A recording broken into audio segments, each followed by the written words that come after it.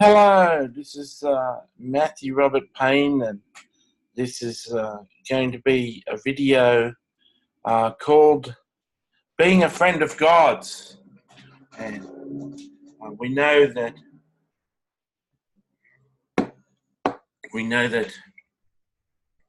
Abraham was said to be a friend of God's. We know that Job was a friend of God. Job was so righteous that he copped it. And God boasted about Job, about how wonderful he was. And wouldn't it, we probably wouldn't want the same fallout, the same sort of judgment and troubles to befall us that befell Job.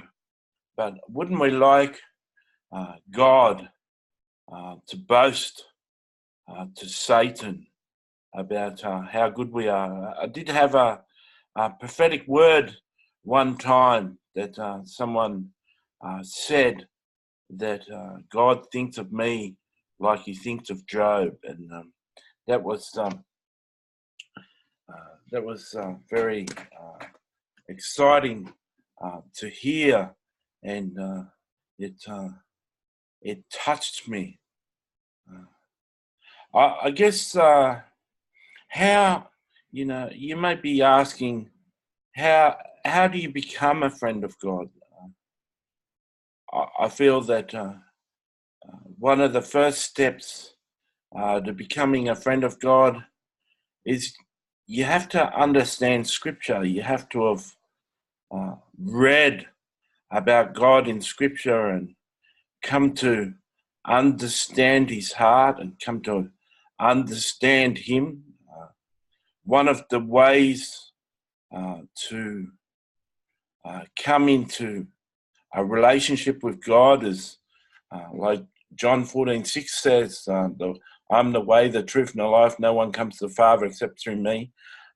The entrance into knowing God is through a relationship with Jesus. And I have a tremendous relationship with Jesus. And through Jesus, I come to know God the Father. I come to know him fairly well. I wouldn't say that I know God as well as I know Jesus, but one time I started speaking to God once, and I was saying sorry that I hadn't been speaking to him, and he said to me that all of your life you've been speaking to Jesus, and Jesus is part of me, and Jesus and I are one.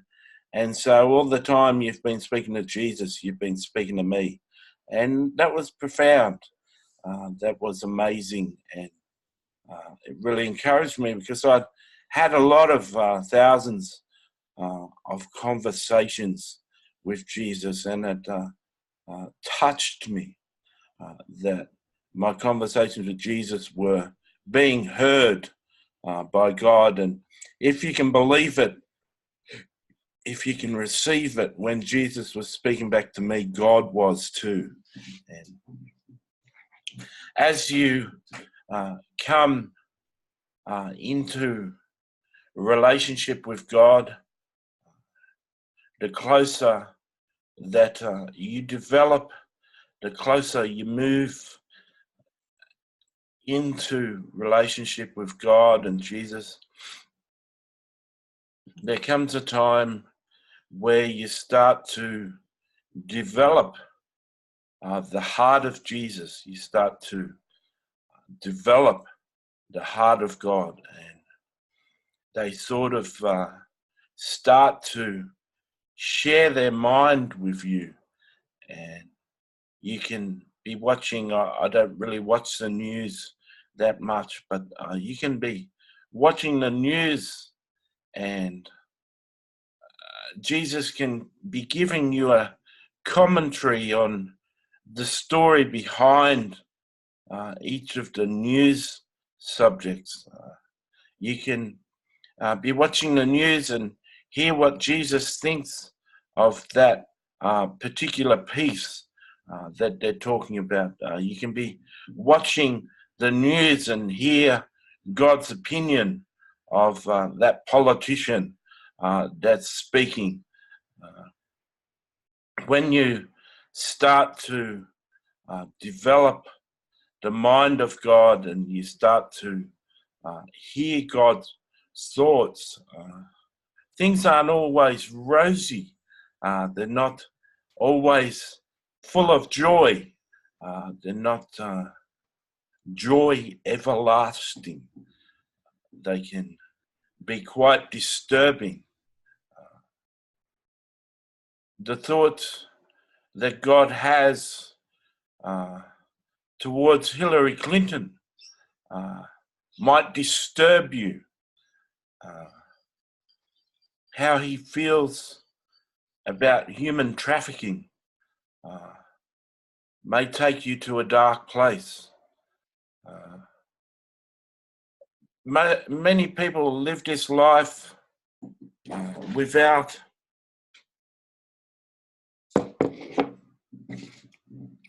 considering other people. So many Christians live this shielded and selfish life, and this sort of behavior upsets God. When you have a relationship, when you have a good relationship with Jesus and the Father, you sort of feel their emotions, you feel their thoughts, and God is very upset with the state of the church. He's upset with so many pastors and so many leaders in the church going after finances and going after money. And he's upset with some pastors' $60,000 Rolex watches and $200,000 car and millions of dollar houses. Whilst people are homeless and without a home, whilst people are suffering and not knowing where the next feed is going to come from, while there's drug addicts with no money, while there's people suffering in the world because of finances, God doesn't really see it as His blessing on a person's life with them having a $20 million house. Some people will say that Solomon was blessed and was the richest man to ever live. And if his wealth was translated to modern day, he'd still be the richest man.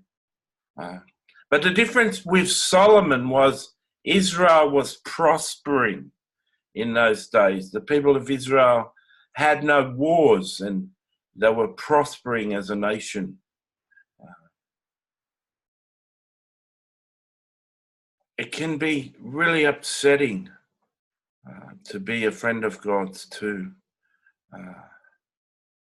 watch people preach and see the selfishness in their running after money or running after position or boasting in their revelations and thinking that they've really got it together because they've got a few revelations from God. The pride in people in Christian leadership speaking out of pride. So many people experiencing visions and experiencing the supernatural and pridefully boasting about the revelations and the things that they've seen. So many people boasting that they're a seer and they can see in the spirit and so many people accessing the supernatural but doing nothing with it, having no fruit. So many people praying for revival, but they won't even feed the homeless person that they pass on the street. So many people crying out for revival, and they won't even witness and share Jesus with the person that they know at work. So many people confessing that they love Jesus and won't open their wallets and give the kingdom money. So many people worshipping God or going through the process of worshipping God, but they won't tithe. They won't give to God. There's so many people saying that they know Jesus, but they're not obeying him, not doing what he taught. There's so many Christians, 95% of Christians, 95% of the people who call themselves Christians don't understand what Jesus taught, can't tell you the meanings of the parables. They can't tell you what the parables mean. And some of these people, 30 and 40 years in the church, and still can't tell you what the parables mean. It's disgusting. It's reprehensible. People who meant to represent Jesus and wouldn't even know if Jesus turned up in their church, couldn't even see Jesus, can't even recognize a person who's so much like Jesus. So many hidden ones, so many Christians whose whole heart is devoted to Jesus, their finances are devoted to Jesus, their time is devoted to Jesus, they're 100% obedient to Jesus in everything they do and say. And yet the pastors won't give them a pulpit. The people who hold positions in church won't give these hidden ones a chance to speak. And so many stories that I hear of pastors going after money and taking collections and doing conferences to make money and make all sorts of money. And it really upsets God, like Jesus said, store your riches in heaven and not on earth. And yet 90% of Christians wouldn't even know how to do that. It's an amazing thing. So many of the things that Jesus said, the people of God have no idea what it means. So many Christians, I'd say, over 70% of Christians wouldn't know how to store their riches in heaven, would have no idea how to do that. And so they have the best cars and the best houses and the best brand name clothes and the best technology, and they entertain themselves and go out for coffee and restaurants and treat themselves to all the pleasures of man, and they sow little into the kingdom. It's just so upsetting. I guess people don't want to know God. I guess people would prefer not to hear how God thinks. The people of God read about the Israelites and how they heard God on the mountain, and they said to Moses, please don't make us listen to God. You go and listen to God and we'll do everything that you teach. And Moses came down with the 10 Commandments, and the Israelites continued to disobey the law. And they didn't do what Moses said. And, you know, the Christians look at that and say that that's terrible, but the Christians today don't want to hear from God. They don't want to hear from Jesus. Jesus told me one time the reason why most Christians can't hear from him is because they don't want to be told to do something that they don't want to do. And so they go to church and they sing songs and they listen to pastors and they read books and they watch YouTube videos, but they do not want to hear from Jesus. And it's just like the Israelites. They don't want to hear from God. And it's so upsetting. It's so sad. If people gave me $50,000, I could spend it tomorrow. And I look at all the people in the world lusting after the things of the world and being in addiction to spending. That's what democracy is, a free market. And the Christians in the world consume stuff just as much as the non-Christians. It's as though Jesus didn't even say that, store your riches in heaven, because so many Christians don't. And it's just so upsetting. You would think being a friend of God would really make you happy and you'd really be joyful. And I've got some videos that I've uploaded in the last month called Walking Under an Open Heaven, and I do live this supernatural life every time I journal with God, and I do a journal with God. God comes down to my house and I speak to him face to face, like Moses did.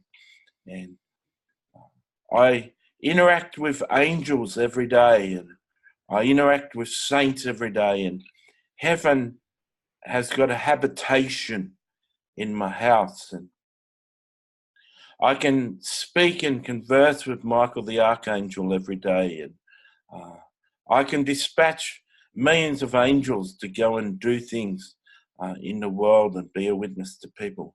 I have this authority in the kingdom and this treasured relationship with God. You know, God said one time, a couple of times in prophecy, that I'm like Enoch, that I've got a relationship like Enoch. And yet, different to Enoch, he can't take me home because I've got a specific purpose to do on earth, and he needs me on earth. And, you know, what sort of job would you have that he has to keep you on earth? Like Kim Clement has left the earth, and John Paul Jackson has left the earth, and Bob Jones has left the earth, and you know, Billy Graham has left the earth, and all these famous, greater people of God have left the earth. And so, why am I still here? Why can't I go? Why can't I just leave this earth? For the last 25 years since my wife left, I haven't wanted to live. And so, why can't I leave? What is this job that I have to do? And people will progressively find out why I'm here in the days to come. And you can bet when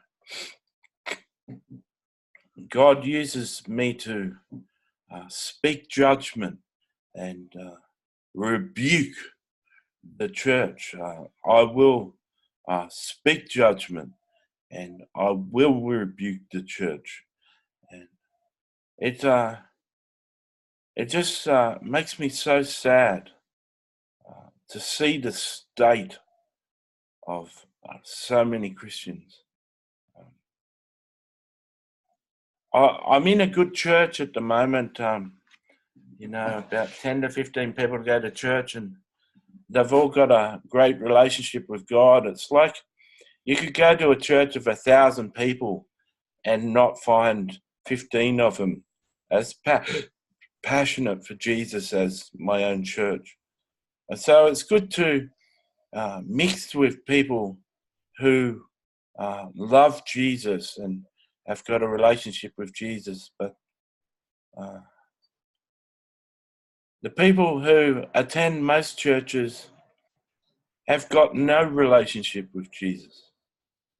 So many people, I said this the other day, but I've read a couple of books by Trump and watched 150 of the rallies of Trump, read so many articles about things what Trump does, but I don't know Donald Trump.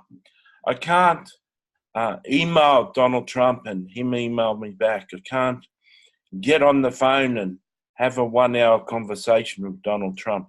I don't know him. I know a lot about him, but I haven't got access to Donald Trump. I haven't got clearance and access to Donald Trump. And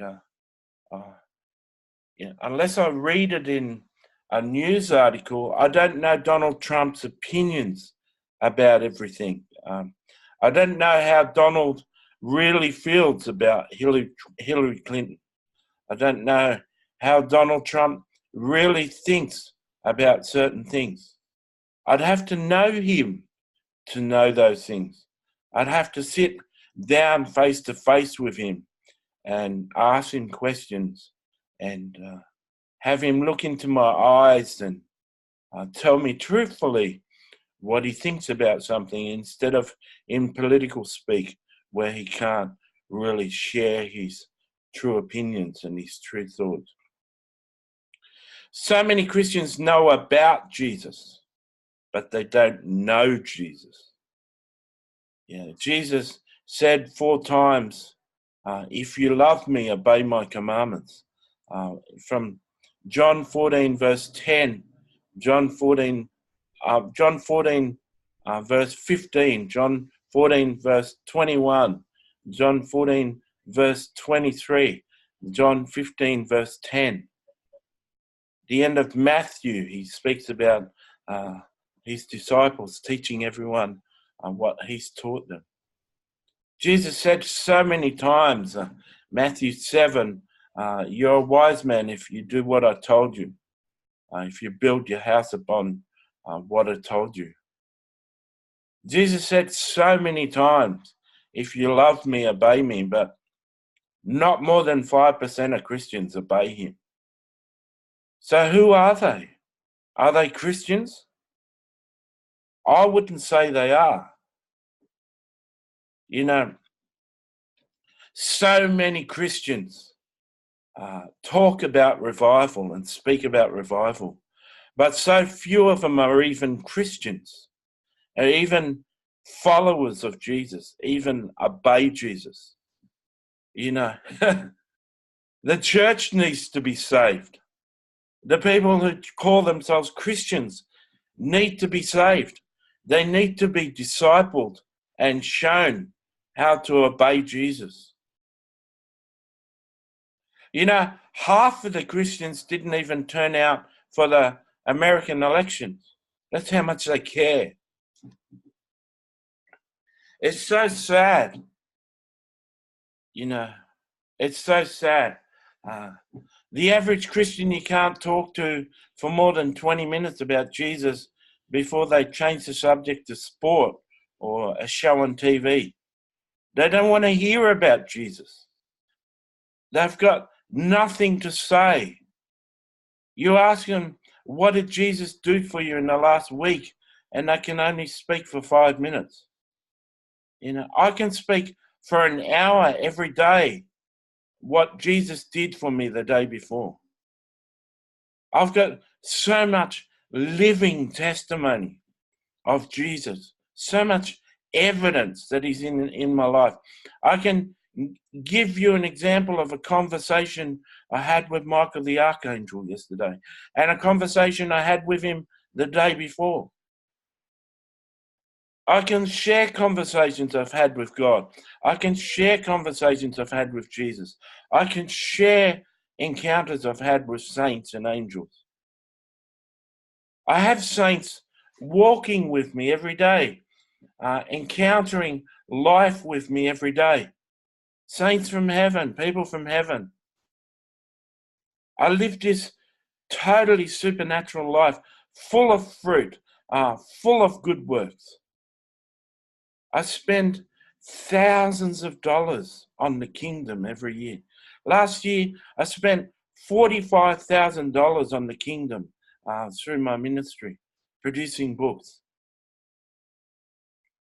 My whole life is focused on the kingdom. How many Christians can say that? 1% of Christians? What percentage? How many of you is listening? Everything you spend on, everything you do, all your time is focused on the kingdom. What changes do you need to make? How do you think you would become a friend of God? What is it that I'm doing different? How can you come to the place that I'm at? Would you even be interested in knowing how God feels? Would you be interested in having conversations with God and dialoguing with God? I've got 3 books, Conversations with God, book 1, book 2, and book 3.